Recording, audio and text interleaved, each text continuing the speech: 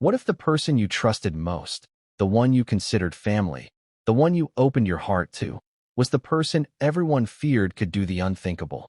Imagine walking into a room and finding the people who shaped your life forever, the ones who raised you, the ones who taught you love and safety, suddenly gone, vanished from this world in an instant. And then imagine being accused of a crime you didn't commit. Your own mother and father lying there in a home that was supposed to be a sanctuary, a place of memories and comfort, now transformed into a crime scene frozen in horror. But before we continue, please subscribe and turn on the notification bell for updates. That is the shocking reality surrounding the Reiner family, a name synonymous with Hollywood legacy, charm, and achievement.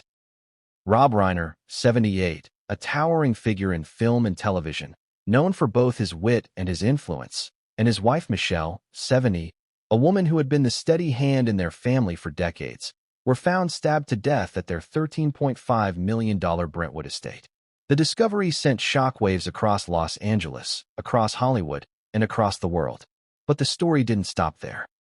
It twisted, it turned, and it became a narrative that would test every assumption about family, trust, and betrayal. It became a story in which the lines between victim and suspect blurred in ways no one expected. According to police reports, the bodies were found on a quiet Sunday morning. The house, a sprawling testament to the Reiners' success, had been eerily silent. The kind of silence that makes your skin crawl because it feels unnatural, like the world itself has paused to bear witness to tragedy. And it was Romy Reiner, the couple's daughter, 27 years old, who discovered the horror. The accounts say that in her shock and panic, she allegedly told officers that there was a dangerous family member who should be a suspect. Those words, simple on the surface, ignited a chain reaction that would upend public perception and complicate a case already heavy with grief. It planted the first seeds of doubt, curiosity, and unease, questions that no one had answers to at the time.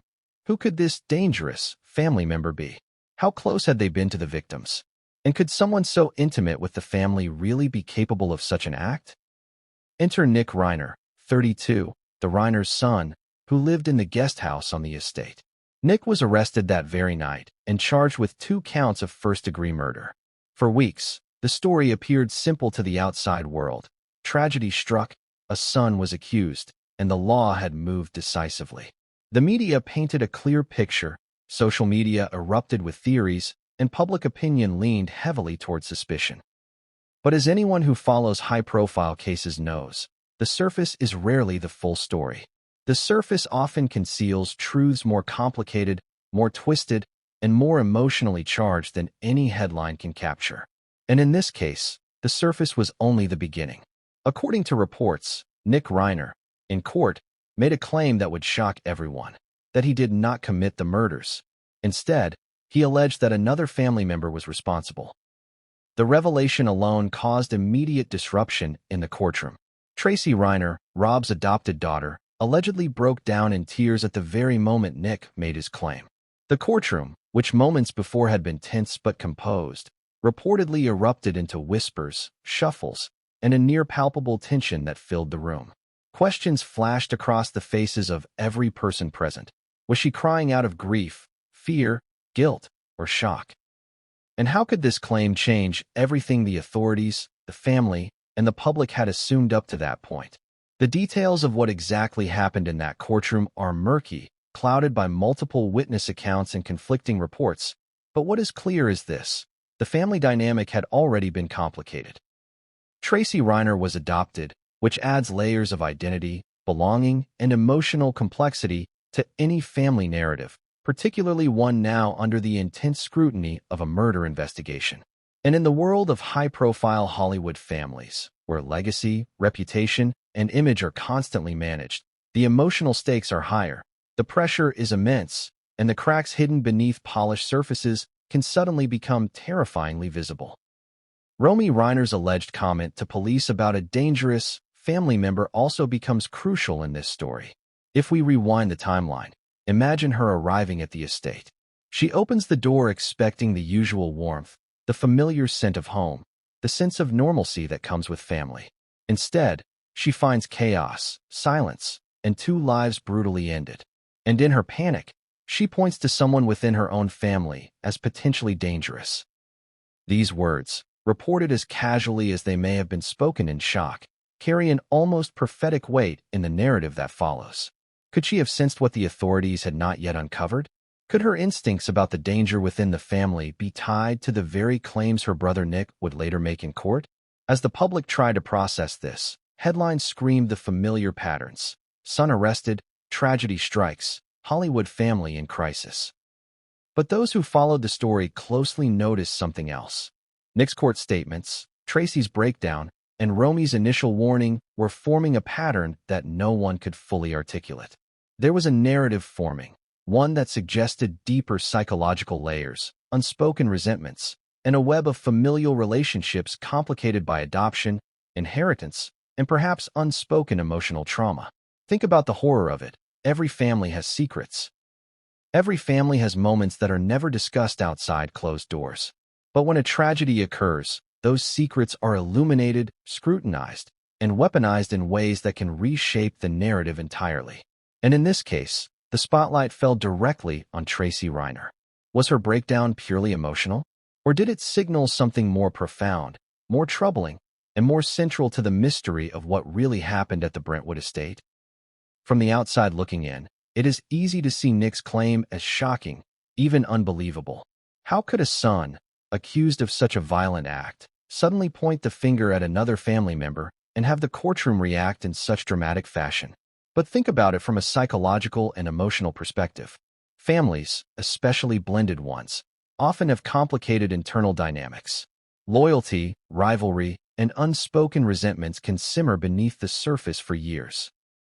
And when a catastrophic event occurs, the way individuals react, through tears, testimony, or silence, can be as revealing as physical evidence. This story is not just about who may have committed a heinous crime. It is about the intricate, sometimes dangerous, patterns of family loyalty and betrayal. It is about public perception versus private truth. It is about the tension between what people say and what they feel, between the narrative presented to the outside world and the chaos hidden behind closed doors. And it is about the way that one shocking moment, an arrest, a claim in court, a breakdown, can cascade into questions that everyone, from the investigators to the public, is desperate to answer. So what really happened that Sunday morning? Who can we trust? Whose story holds up under scrutiny? Was Nick telling the truth, or was this an act of desperation? And what role did Tracy Reiner play in the chain of events that would unravel one of Hollywood's most prominent families? The answers are not simple. They are not linear. They are complex, emotional, and tangled in ways that will shock you, confuse you, and keep you guessing until the very end. And yet, despite all the public attention, despite every headline, despite every social media theory, the most important detail, the one that could completely alter the story's direction, remains obscured, waiting for the courtroom and the investigation to shed light on it. It is this detail that Nick claims, in court, proves everything. The detail that will challenge assumptions, reveal hidden truths, and force everyone involved to confront what many of them had been afraid to acknowledge all along. But what the jury hadn't heard yet was the one detail Nick says proves everything. And what came next would change everything, and no one saw it coming. What if a single evening could shatter everything you thought you knew about family, safety, and trust?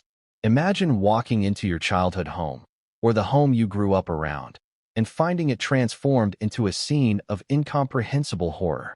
That is exactly the nightmare that reportedly unfolded at the Reiner estate on that fateful Sunday, a night that would leave Hollywood and the world reeling. According to reports, Rob Reiner and his wife Michelle had retired to bed as usual. The estate, an expansive Brentwood property worth $13.5 million, was a fortress of both luxury and privacy.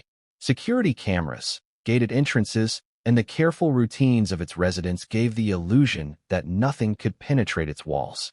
But around the same time, Romy Reiner, the couple's 27-year-old daughter, made the discovery that would forever alter her life. Walking into the house, she found what no one ever expects to find in the place they call home: her parents, her foundation, brutally stabbed to death. The initial reaction of shock is difficult to overstate. Romy's alleged first words to the police, that a dangerous family member might be involved, hinted at suspicions she may have held privately, perhaps even before that morning. It was the kind of statement that could change an investigation before it truly began. And while police officers began securing the scene, neighbors reportedly called in frantic messages about screams or disturbances, further complicating the timeline. Every moment mattered. Every detail mattered. Nick Reiner, the couple's 32-year-old son, lived on the property in a guest house. Early reports suggested he was nearby when the tragedy occurred, though whether he was aware of what had transpired in the main house is unclear. When officers arrived and began interviewing family members, Nick's presence, combined with his proximity to the victims, immediately drew attention. By the end of the night, he was arrested and charged with 2 counts of first-degree murder. To the outside world, the story seemed tragically simple: a son, a family massacre, a shocking betrayal. But what if it wasn't that simple? What if the surface narrative, the one the media quickly circulated, was only a fraction of the story? According to court reports, Nick would later claim in testimony that he did not commit the murders. He insisted someone else within the family was responsible, a revelation that reportedly left the courtroom in stunned silence. At that moment, Tracy Reiner, Rob's adopted daughter, allegedly broke down in tears. Witnesses described her collapse as more than grief. It was shock, fear, and perhaps something else entirely, an emotional complexity that begged questions rather than providing answers. To understand the gravity of that night, one must consider the family dynamics. The Reiners were not a conventional household. There were adopted children, biological children, and adults navigating fame, legacy, and the pressures of a public life.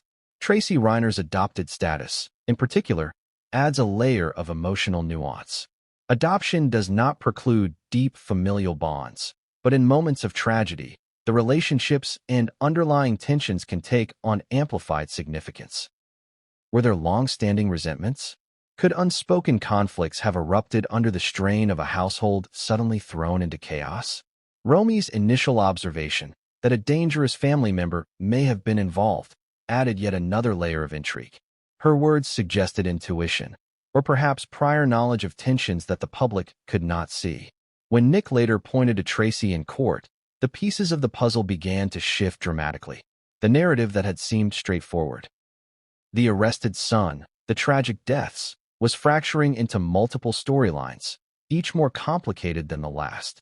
Law enforcement's reconstruction of the night focused on the sequence of events leading to the discovery of the bodies. According to reports, there were inconsistencies in witness statements, timing discrepancies, and unexplained gaps in the security footage. Every investigator knows that in high-profile cases, these small details can carry enormous weight. Who left the front door unlocked? Who had the keys? Who was seen near the estate at unusual hours? Each of these questions added tension, uncertainty, and a sense of unreliability to the night's timeline. While the public narrative often centers on the accused, it's the context, the minute-by-minute unfolding of events, that shapes understanding. Imagine being Romy, entering the home she considered safe, only to discover her parents lifeless. Imagine being Nick, realizing that the events had already spiraled beyond control and that he could soon be the subject of criminal suspicion. Imagine being Tracy, witnessing the courtroom allegation that implicated her in a crime she may or may not have committed, and feeling the emotional weight of grief, fear, and scrutiny all at once. Reports also highlight the role of the guest house in the investigation. Nick's living quarters were technically separate from the main house, providing both physical distance and psychological separation. But for investigators, proximity matters more than walls. Could he have committed the act despite the separation? Or was someone else manipulating circumstances to create suspicion? These are questions that lingered long after the initial shock subsided, forming the basis for courtroom arguments, witness statements, and media speculation. The police investigation, according to sources, faced immediate complications. The estate was vast, and the physical evidence, while abundant, was subject to interpretation. Blood spatter patterns, potential fingerprints, and other forensic indicators became crucial in piecing together what happened. Yet the human element, fear, loyalty, emotional bias, played an equally critical role. How family members interacted, what they said, what they omitted, all contributed to the evolving picture. It is often these intangible elements, these human reactions, that become the linchpin in understanding a case as emotionally charged as this one. As the night progressed and law enforcement secured the scene, questions continued to mount. What was the motive? If Nick didn't do it, why was he charged? Who could have had the opportunity, the access, and the emotional drive to commit such a brutal act? The answers were not immediately clear, and the uncertainty only intensified the tragedy. Every family member, every witness, every piece of physical evidence would come under scrutiny, building toward a courtroom showdown that no one could have predicted in full detail. And yet, despite the chaos, a pattern began to emerge, a series of allegations, suspicions, and revelations that hinted at deeper family tensions and previously hidden relationships. Tracy Reiner's breakdown in court, Nick's claim of innocence, Romy's warning to police. They were all threads in a tangled web that investigators, the media, and the public were just beginning to unravel. The night that everything allegedly fell apart was more than a tragedy. It was the catalyst for a legal and emotional battle that would consume the family and capture the world's attention. It was the moment when assumptions collided with reality, when grief intersected with accusation, and when the story that seemed simple at first glance became a complex, haunting narrative about family, loyalty, and the dark possibilities hidden within those we trust most. And yet, even with all these details, one crucial element remained shrouded in mystery: the exact chain of events that led to Rob and Michelle Reiner's deaths.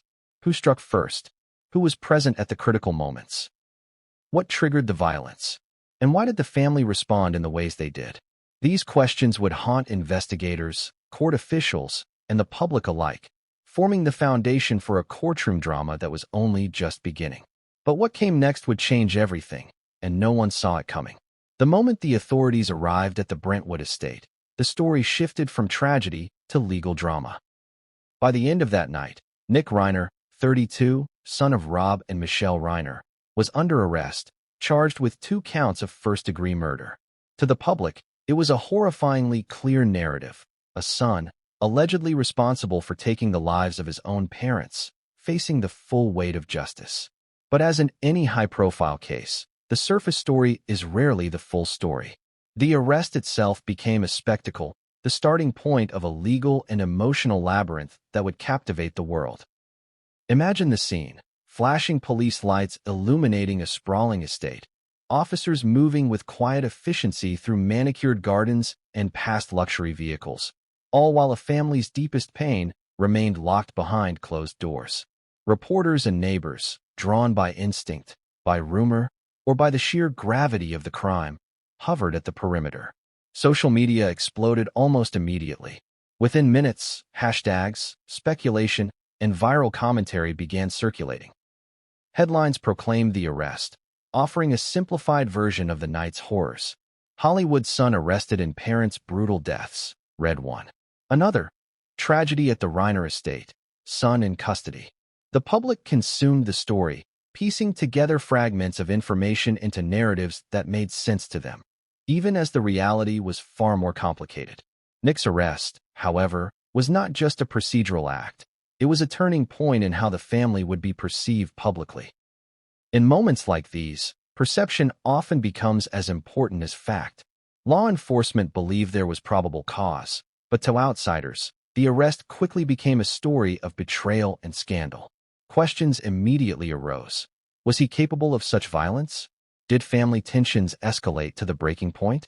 Was there something about the Reiners' household, hidden from public view, that could explain the alleged motive? In high-profile cases, every movement of the accused is scrutinized. Nick, reportedly cooperative with police, was escorted in handcuffs through a flurry of cameras and flashing lights. His face, captured in multiple angles by journalists and neighbors, reflected a mixture of confusion, shock, and determination. Analysts would later study these images frame by frame, speculating on body language, emotional state, and possible intent. Some said he appeared detached, others that he looked haunted. But regardless of interpretation, every public image became evidence. not of guilt, necessarily, but of narrative, of perception, of story shaping.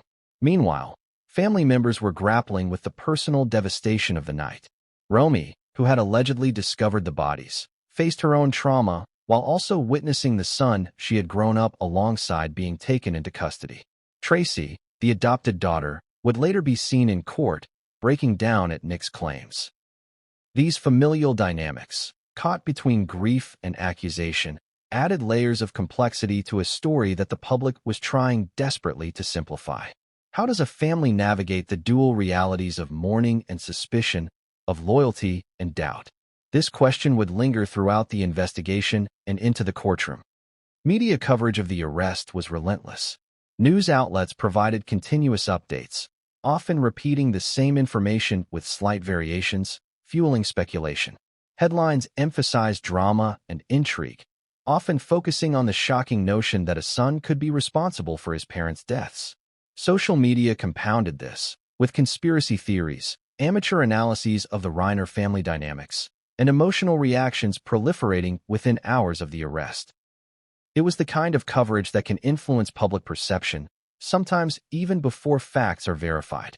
But while public opinion hardened, law enforcement had to navigate the challenging terrain of evidence gathering and investigation.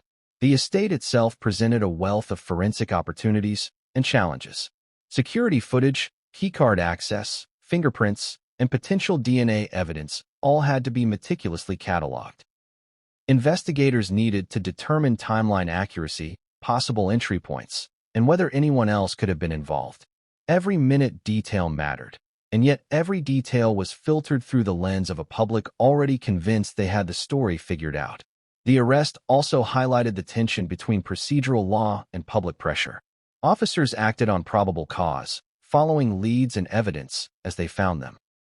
But in a case as high-profile as this, every action is scrutinized. How quickly was Nick arrested? Was there sufficient evidence at the time? Could the arrest itself influence witness testimony or family behavior? These are questions investigators had to consider carefully, all while managing the media storm that had already engulfed the Reiner's story. Nick's own response during the arrest became a subject of intense interest.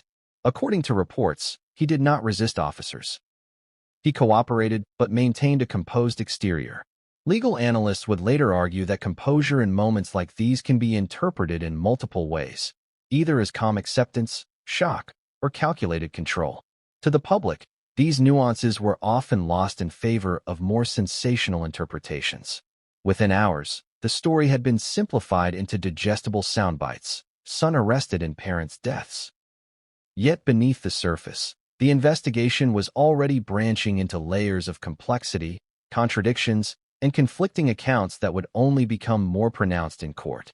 Court appearances following the arrest magnified the tension. Nick's first statements, made through his attorneys, challenged public assumptions. He maintained his innocence, insisting that he did not commit the murders. And then came the moment that would shock observers even further. Nick suggested that another family member was responsible. The courtroom reportedly erupted into whispers. Witnesses and media alike were stunned. Tracy Reiner, seated nearby, broke down, allegedly sobbing uncontrollably. The drama was palpable, and the stakes were suddenly much higher than a simple legal proceeding. They had become a psychological and emotional battlefield, a struggle between narrative, perception, and truth. Public reaction to these claims was immediate and polarized. Social media divided into camps: those who believed Nick's assertion, those who doubted it, and those who simply observed in horrified fascination. Analysts debated motives, timelines, and family dynamics in real time. Tabloid narratives intensified, focusing on alleged tensions, disputes, and long-standing grudges within the Reiner household. Meanwhile, the legal process continued, moving forward with the methodical pace required for a case of such gravity. It was during this period that the first cracks in the assumed narrative began to emerge. Investigators noticed inconsistencies in witness accounts, variations in reported timelines, and gaps in the security footage. Each of these elements, while minor in isolation, collectively introduced uncertainty into a case that the public had prematurely simplified. The arrest of Nick Reiner, initially perceived as a decisive action, had instead triggered a series of questions. Could he really have acted alone? Was there someone else manipulating circumstances to cast suspicion? What role did other family members play, either knowingly or unknowingly? The arrest also underscored the interplay between legal procedure and public spectacle. In high-profile cases, arrests are never just about law enforcement. They are about managing narrative. Every photo, every statement, every public action contributes to a story that extends beyond the courtroom. Nick's arrest, framed by flashing lights and media attention, instantly became a symbol of familial tragedy, public fascination, and the unpredictability of human behavior. As investigators continued their work, the focus shifted to establishing motive, opportunity, and access. Financial considerations, interpersonal conflicts, and family history were all examined for clues. The forensic team meticulously cataloged physical evidence, while behavioral analysts studied the reactions of family members and associates. And through it all, the public remained deeply invested, consuming every piece of information with a mixture of horror, curiosity, and speculation. Yet, despite the overwhelming attention, one key question remained unanswered. If Nick did not commit the murders, who did? And why did the sequence of events unfold in such a way that he would become the primary suspect? These questions would become central to the courtroom drama that followed, driving both narrative and suspense. The arrest, intended as a decisive moment in the investigation, instead opened the door to a far more complicated story, one that would reveal hidden tensions, conflicting loyalties, and a series of shocking revelations that no one could have anticipated. And as the public absorbed the initial headlines, as friends and neighbors whispered and speculated, the family itself faced the unbearable task of navigating grief, suspicion, and the courtroom spotlight. Every statement, every gesture, every tear became evidence, not necessarily of guilt or innocence, but of story, of perception, and of the emotional complexity that defined this family tragedy. But even with Nick behind bars, and the world watching every move, the most significant twists of this case were still to come. The details that would challenge assumptions, reveal hidden truths, and force everyone to question what they thought they knew about the Reiners' lives had not yet emerged. The public might have assumed they had the story, but in reality, they had only the beginning. And what came next, the revelations, the testimony, the shocking claims, would completely upend the narrative everyone thought they understood. The courtroom was silent, almost unbearably so. Not the calm silence of order and protocol, but the tense, anticipatory quiet that precedes an explosion of revelation. Every eye in the room seemed to focus on the defendant's chair, on Nick Reiner, a man already enmeshed in tragedy, scandal, and accusation. This was the moment where speculation, rumor, and legal procedure collided. The first day the world would witness the drama unfold in its rawest, most unfiltered form. What happened inside that room would not just shape the trial. It would redefine public perception, challenge assumptions, and reveal fissures within a family that had, until that day, appeared solid, secure, and untouchable. The hearing began like any other, with standard procedural introductions, the judge reviewing motions, attorneys presenting themselves, and the courtroom staff ensuring order. But beneath the surface, everyone, lawyers, family, media, sensed that this was no ordinary proceeding. The air was heavy with anticipation, tension, and dread. Whispers circulated in hushed tones as reporters adjusted cameras and microphones. The gallery, filled with onlookers and family friends, seemed to collectively hold its breath. And then, the testimony began. Nick Reiner's opening statements were reported as calm, measured, almost eerily composed given the magnitude of the charges. Yet beneath the surface, observers sensed a current of emotional complexity, fear, frustration, and an urgent desire to set the record straight. According to accounts, he immediately declared his innocence, insisting that he did not commit the murders of his parents. The courtroom, already tense, seemed to collectively exhale, half in relief, half in disbelief. How could this be true? And if it were, who else could be responsible for such a brutal act? Then came the most shocking moment of the day. Nick claimed that another family member, someone inextricably linked to the victims, was the true perpetrator. The courtroom reportedly erupted into a flurry of reactions. Lawyers leaned forward, witnesses exchanged incredulous glances, and journalists scrambled to record every word. Tracy Reiner, seated nearby, broke down. Her reaction was described in reports as a sudden, uncontrollable collapse. Sobbing, clutching her hands, unable to process what she was hearing. The scene was chaotic yet mesmerizing, a dramatic tableau that captured both the horror of the crime and the intricate emotional web surrounding it. It is impossible to overstate the impact of Tracy's breakdown. Tears in a courtroom can signify grief, fear, guilt, or shock, or some combination of all three. Witnesses noted that her reaction was immediate, visceral, and unlike anything they had ever seen in similar proceedings. Analysts would later dissect her body language, her tone, and her interactions with attorneys and family members, attempting to infer motive, psychological state, and potential culpability. And while no conclusion could be definitively drawn from a single emotional display, the moment became a focal point for the trial, both in legal strategy and in public fascination. The tension in the courtroom was compounded by the complex dynamics of the Reiner family.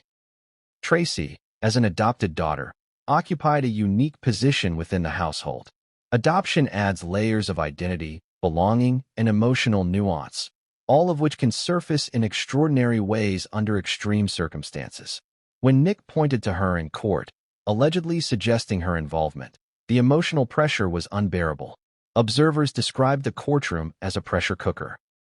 Whispers, stifled gasps, and the palpable weight of unresolved family history pressing down on everyone present. Meanwhile, legal teams worked frantically to maintain procedural control.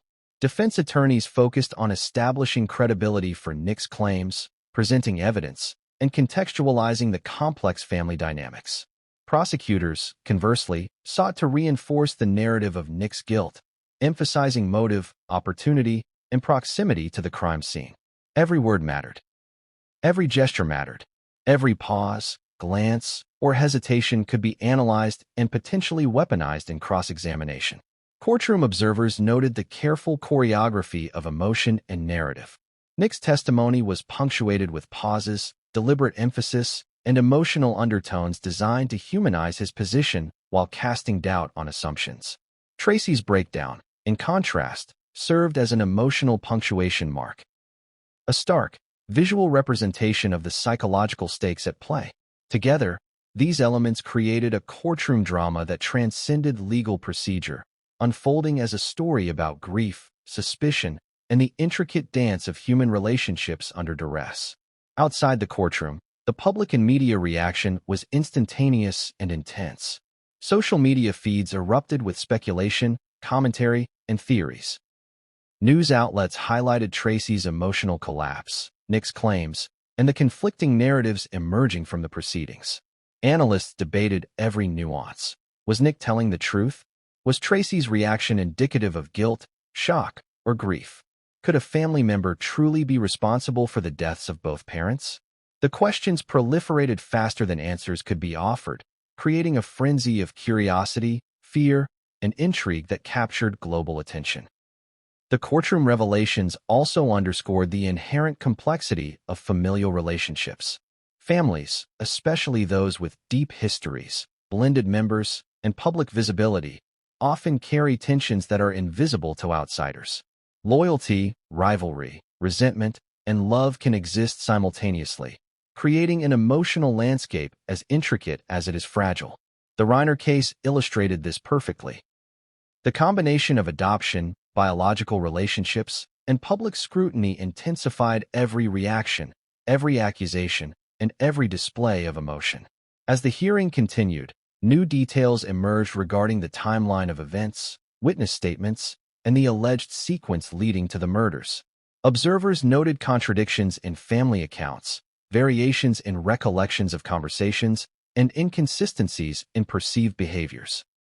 These discrepancies would become critical in the courtroom drama, providing openings for both defense and prosecution to shape the narrative to their advantage. The tension between objective evidence and subjective testimony created a psychological battlefield as compelling as the legal one. Nick's claims also introduced the concept of misdirection and perceived culpability. By pointing to another family member, he challenged assumptions that had hardened in the wake of his arrest. The courtroom, which had initially presumed a straightforward case, was now forced to grapple with ambiguity, uncertainty, and the profound implications of familial betrayal. Could his statements be trusted? Were they a desperate ploy or a truthful revelation? And what would be the impact on the rest of the family, particularly Tracy, whose emotional collapse had already become a defining moment in the proceedings? Throughout the day, the interplay between narrative, perception, and emotional truth became increasingly evident. Witnesses, family members, and legal professionals alike were navigating not just a criminal case, but an intricate psychological puzzle. The courtroom became a microcosm of the broader societal fascination with the Reiner family. Wealth, fame, tragedy, and intrigue all converged in a single space, amplified by media coverage, public curiosity, and the weight of human emotion. By the end of the day, one thing was clear: this was no ordinary trial. The events that unfolded inside that courtroom shifted the story from a simple narrative of accusation and arrest to a complex saga of suspicion, emotion, and fractured family dynamics. Nick's claims, combined with Tracy's visceral response, ensured that every observer, legal professionals, media, and the public, was forced to reconsider everything they thought they knew. And yet, even with these shocking developments, the most critical pieces of the puzzle remained hidden. What had actually transpired in the moments leading to the murders? What evidence, undisclosed to the public, might corroborate or contradict Nick's statements? How would the family reconcile grief, fear, and accusation in the days and weeks ahead? The answers were not yet available, and the courtroom drama was only just beginning to reveal the deeper, darker truths that lay beneath the surface. But what came next? The evidence, testimony, and revelations that would further complicate the narrative, would challenge assumptions, deepen the mystery, and keep everyone questioning who could truly be trusted within the Reiner family. In every family, there are invisible lines, invisible tensions that shape relationships quietly, often imperceptibly, until some event forces them into the open. For Tracy Reiner, those lines were drawn long before the tragedy at the Brentwood estate. Tracy, the adopted daughter of Rob and Michelle Reiner, occupied a unique space within the family. Her presence was not lesser, nor was it peripheral. But adoption inevitably introduces layers of identity, belonging, and emotional complexity that can intensify under extreme circumstances. The courtroom would soon reveal just how complicated these dynamics could become and why they mattered in the unfolding drama. Adoption in high-profile families carries both privilege and pressure. Tracy grew up with access to opportunities, mentorship, and the protective shadow of Hollywood legacy. But adoption also brings questions, subtle and unspoken, about belonging, favoritism, and identity. Every family navigates this in different ways, and in the Reiner household, observers noted an intricate web of relationships that balanced love, loyalty, and sometimes tension. Tracy's adopted status did not define her entire experience, but it became a lens through which some of the courtroom events were interpreted. From the public eye, Tracy appeared composed, accomplished, and integrated into the family. Yet, emotional nuance and private interactions are often invisible. Witnesses to the courtroom proceedings reported that when Nick alleged her involvement in the murders, her reaction was unlike anything they had seen. A visceral collapse that suggested not only grief, but shock, confusion, and perhaps fear. Was she reacting purely to the accusation? Was there guilt, or a profound sense of betrayal at being publicly implicated? These questions would become central to understanding the emotional core of the trial. Family insiders and social psychologists often note that adopted children in blended families can experience loyalty conflicts that are subtle yet profound. Tracy's connections to her parents may have been deeply rooted, but navigating sibling dynamics, both biological and adopted, can create invisible tensions. In the context of the Reiner household, where public image, legacy, and familial expectations loomed large, even minor conflicts could amplify into significant emotional events. The courtroom, with its high stakes and intense scrutiny, became a magnifying glass for these dynamics. Every tear, every defensive gesture, and every hesitant word carried outsized significance. Reports from legal analysts suggest that Tracy's adopted status may have influenced how witnesses perceived her reactions. Some speculated that the sudden accusation triggered complex emotional responses tied to belonging, loyalty, and long-standing familial pressures. Others argued that her response was purely human, a natural manifestation of shock, grief, and fear under extraordinary circumstances. Either way, the intersection of adoption and family dynamics created a context that lawyers and investigators could not ignore. Psychologists studying high-profile family tragedies often emphasize that adoption can complicate grief responses. When family members are accused, even indirectly, emotions can surge unpredictably. Tracy's breakdown, then, was not merely an isolated incident. It was a symptom of layered emotional realities. In this courtroom, each reaction became a potential piece of evidence, a subtle clue in a puzzle that was far from complete. The complexity of Tracy's position extended beyond emotional responses. As an adult, she had her own professional life, personal identity, and autonomy. Yet, in this trial, all of these elements were suddenly interpreted through the lens of suspicion and accusation. The courtroom environment, designed for objectivity, became a stage for human vulnerability. Tracy's tears, her gasps, her silence between questions. All were analyzed, reported, and speculated upon, amplifying the emotional stakes for everyone present. Adopted children in blended, high-pressure families often experience a dual reality, profound attachment to parents, alongside a heightened awareness of difference. Tracy's experience illustrates this dynamic vividly. She reportedly maintained strong bonds with Rob and Michelle, yet navigating relationships with siblings, both biological and adopted, added layers of subtle tension. Nick's allegation in court brought these latent dynamics to the surface, forcing a confrontation with emotional truths that had likely been unspoken for years. Legal commentators noted that Tracy's collapse was particularly significant because of the courtroom context. Tears in a legal setting can influence perception, even if they do not constitute evidence of guilt. Observers highlighted that the timing of her breakdown, immediately after Nick's claim, added weight to the emotional narrative, whether intentionally or not. The human element of courtroom drama often intersects unpredictably with legal strategy, and in this case, it amplified the stakes exponentially. At the same time, Tracy's position as an adopted daughter was not a vulnerability alone. It was also a form of resilience. Adoption often equips individuals with adaptive coping mechanisms, a nuanced understanding of identity, and the ability to navigate complex emotional landscapes. In the Reiner case, these qualities likely influenced how she processed grief, stress, and the shock of accusation, even as they were interpreted externally in ways she could not control. Observers also speculated about the family history that had shaped Tracy's relationships.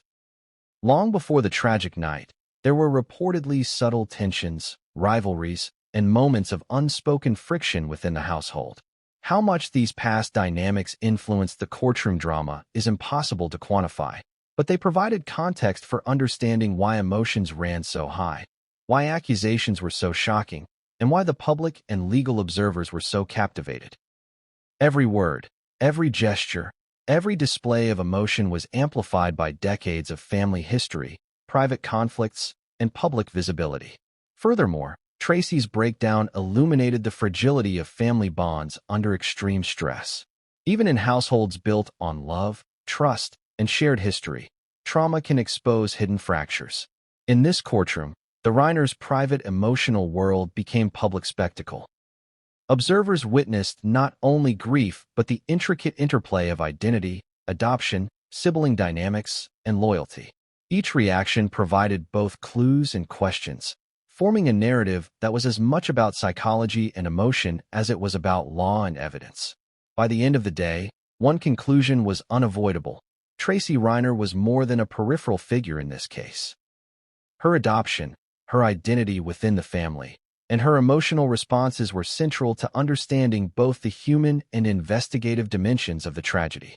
She was, in effect, a mirror reflecting the broader complexities of the Reiner household, loyalty, suspicion, love, and the invisible pressures that can shape human behavior in moments of crisis. Yet, even with all these insights, many questions remained unanswered. How did Tracy process the allegation after leaving the courtroom? How would her emotional collapse influence the jury, investigators, and the public? And perhaps most critically, what did her reactions reveal or conceal about the events of that fateful night?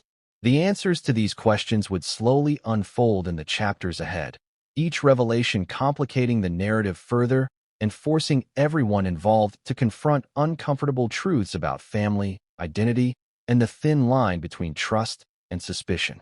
But what came next? The testimony, the forensic evidence, and the shocking statements would push the courtroom drama into entirely uncharted territory, revealing details no one could have anticipated and altering the course of the investigation in ways that would resonate far beyond the walls of the Brentwood estate. Romy Reiner, 27, the biological daughter of Rob and Michelle Reiner, found herself at the center of a tragedy no one could have anticipated. She was the first to discover the lifeless bodies of her parents, the ones who had guided her, nurtured her, and provided the stability of home. Imagine walking into a space that should feel familiar, comforting, safe, and instead being confronted with absolute horror. That moment, that single instant, became the fulcrum on which the entire investigation would pivot. Her immediate reaction, and the words she reportedly spoke to police, would set a tone that haunted the family, the courtroom, and the public for weeks and months to come. According to reports, Romy allegedly told officers that a dangerous family member should be considered a suspect. The statement, simple on its surface, carried a weight that few could immediately comprehend. It was more than a suggestion. It was a signal, a red flag, an instinctive identification of threat within her own family. Police, trained to detect nuance and patterns, immediately recognized the potential significance.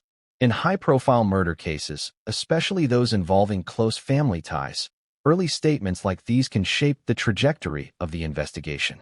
Romy's observation became a lens through which every subsequent action, every suspicion, and every piece of evidence would be scrutinized. Consider what Romy was facing in that moment. She had just witnessed the violent deaths of her parents. Shock, grief, and fear must have collided in a torrent, and yet she managed to convey a critical piece of information to law enforcement. That ability to articulate a perception under such circumstances is remarkable, but it also opened a Pandora's box. When Nick later pointed to another family member during his testimony, observers couldn't help but recall Romy's words. Had she sensed something? Was she aware of tensions or threats that others, including investigators, had overlooked? The nature of Romy's statement also sparked immediate speculation. Was she motivated purely by instinct? Or was there knowledge, explicit or implicit, that informed her comment? Family dynamics can be subtle, complex, and deeply personal.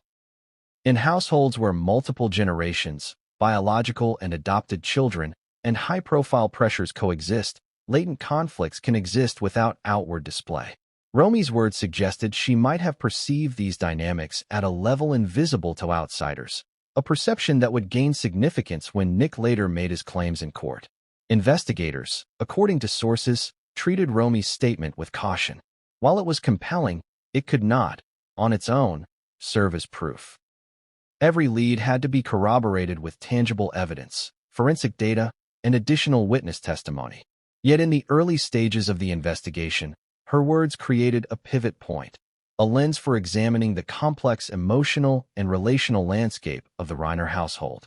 They introduced the possibility that the narrative might not be as simple as initial appearances suggested. Media coverage quickly latched onto Romy's alleged statement. Headlines emphasized the notion of a dangerous family member, stoking public curiosity and speculation. Social media exploded with theories, some credible, others wildly speculative. Public perception began to diverge sharply from the straightforward narrative initially presented. Son arrested, tragedy strikes, law enforcement acts.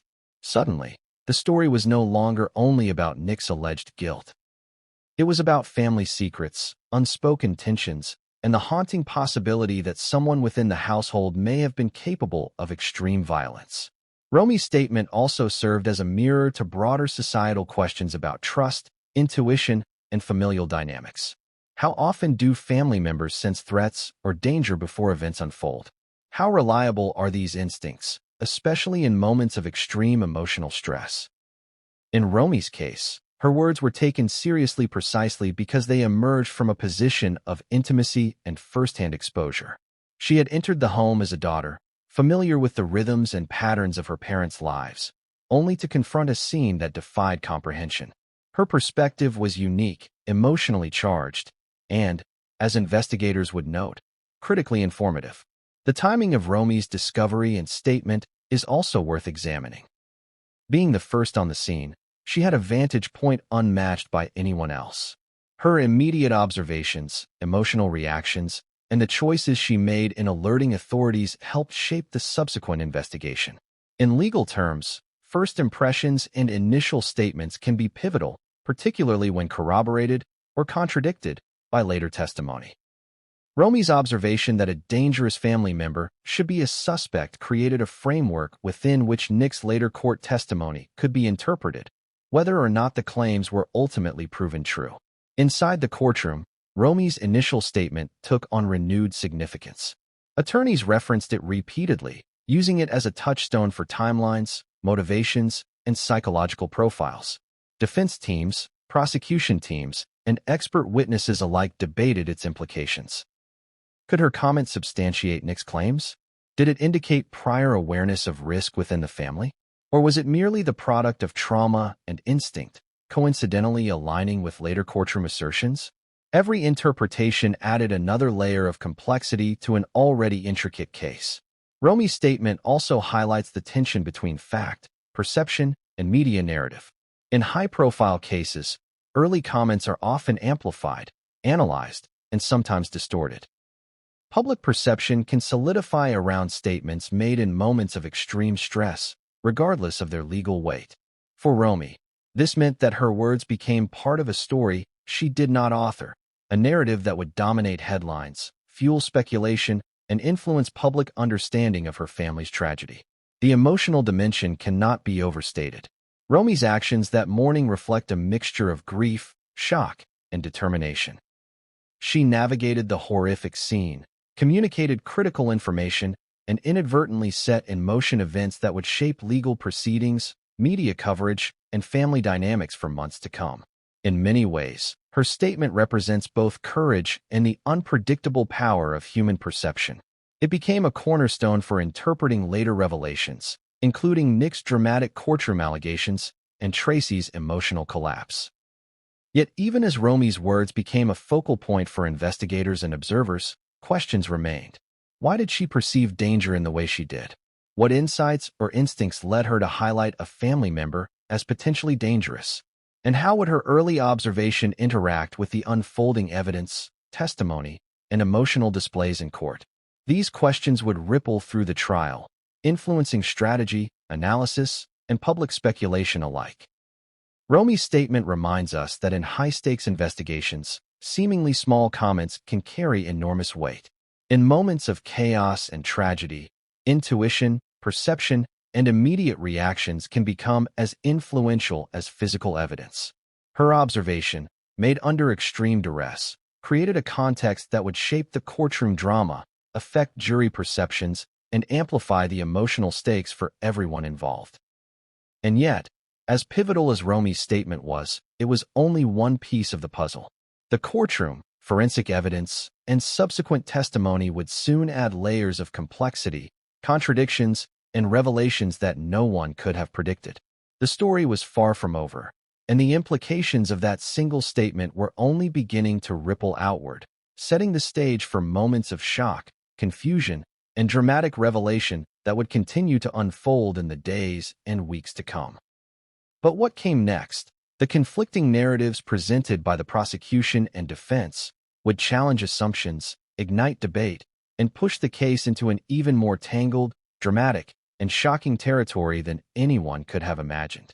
In any high-profile case, the courtroom becomes a battlefield not just of facts, but of narratives. Evidence alone does not win trials. Perception, storytelling, and emotional resonance often carry equal weight. In the Reiner case, the stakes were amplified by celebrity, wealth, and a family tragedy that had captured global attention. By the time the trial reached the stage of competing narratives, the story was no longer simply about alleged murder.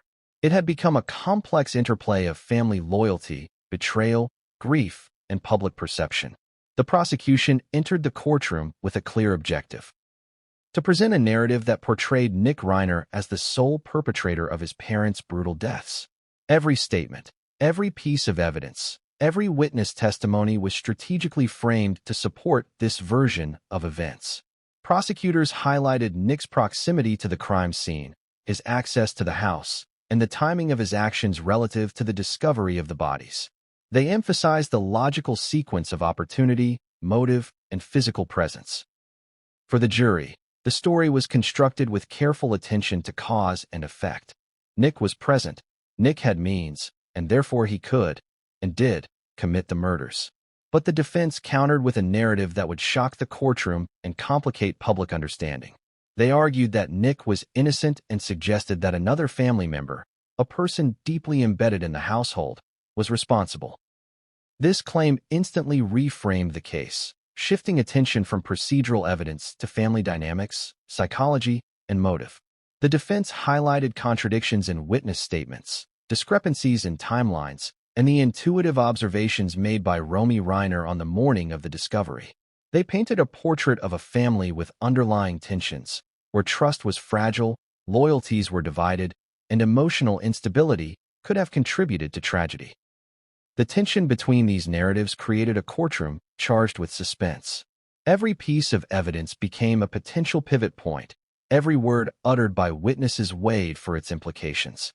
The prosecution's evidence had a logical, almost mechanical precision: timelines, forensic analysis, fingerprints, and other tangible proof. Yet the defense introduced complexity through context. Family relationships, past grievances, emotional histories, and the subtle psychological undercurrents that might explain actions or inactions.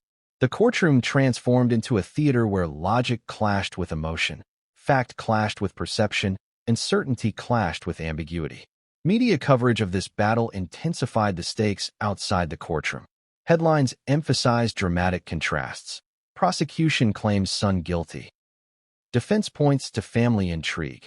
Reiner murder case explodes into family allegations. Courtroom drama. Who really killed Rob and Michelle Reiner? Social media exploded with speculation, breaking the case into digestible yet polarized narratives. Some believed the prosecution's version, emphasizing evidence and law. Others were captivated by the defense's story, fascinated by the idea of hidden family secrets, betrayal, and psychological complexity. The courtroom was further complicated by the emotional dynamics among the family members themselves. Tracy Reiner's breakdown, Nick's composed defiance, and Romy's initial statement became focal points for both narratives. The prosecution sought to interpret these emotional responses as evidence of guilt, inconsistency, or opportunity. The defense framed them as understandable human reactions to trauma, fear, and shock. In effect, the courtroom was not merely evaluating facts. It was interpreting humanity itself under extreme circumstances. Legal analysts highlighted how each narrative leveraged different forms of credibility. The prosecution relied on physical evidence, forensic findings, the timeline of events, access points, and investigative reports. The defense leaned heavily on testimonial credibility, contextual analysis, and psychological interpretation. Each side recognized the power of storytelling to sway not just the jury, but the public. In high-profile cases, winning perception is often as critical as presenting evidence. One particularly dramatic aspect of this narrative battle was the strategic timing of revelations. The prosecution introduced forensic details that painted a chilling picture of the crime scene, aiming to establish a clear causal chain. The defense countered with insights into family dynamics, hidden tensions, and inconsistencies in behavior that cast doubt on the assumption of guilt. Each revelation created suspense, compelling the courtroom to continually reassess what they thought they knew. The drama unfolded not just in facts, but in the interplay between these competing storylines. Witnesses became pivotal characters in this unfolding drama. Friends, neighbors, and associates were called to testify about observations, conversations, and behaviors leading up to the tragedy. Every statement was dissected, tone, timing, and content analyzed for relevance and credibility. The prosecution highlighted statements that supported the narrative of Nick's culpability, emphasizing opportunity and presence. The defense introduced statements suggesting alternative explanations, often pointing to subtle signs of family conflict, prior threats, or psychological distress that could explain the events without implicating Nick. Public fascination intensified as these narratives unfolded. Social media debates raged over which version of events was more believable, which family member might be telling the truth, and what hidden factors could have influenced the tragedy. The case became not just a legal matter, but a cultural phenomenon, illustrating how human curiosity, celebrity, and high-stakes tragedy intersect to create global intrigue.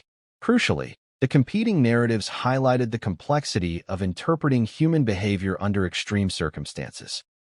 Grief, fear, loyalty, and suspicion intersected with logic and evidence to create an environment where certainty was elusive. Every display of emotion, every pause in testimony, every contradictory statement became a potential pivot point, challenging assumptions and forcing continuous reassessment. In this environment, the courtroom became not just a space for legal adjudication, but a stage for human psychology, family dynamics, and narrative construction. By the end of this phase, one conclusion was clear. The Reiner case could not be simplified into a straightforward story of guilt and innocence. The prosecution and defense had created two compelling, conflicting narratives, each with persuasive elements and unresolved questions. The courtroom drama, fueled by emotional complexity and legal strategy, ensured that both the jury and the public were kept in a state of constant suspense. And yet, despite these competing narratives, one critical piece of the puzzle remained obscured: the undisclosed forensic details, the subtle psychological cues, and the hidden interactions that could ultimately tip the balance. The courtroom had become a theater of suspense, with every revelation building toward moments of shocking clarity that no one could predict.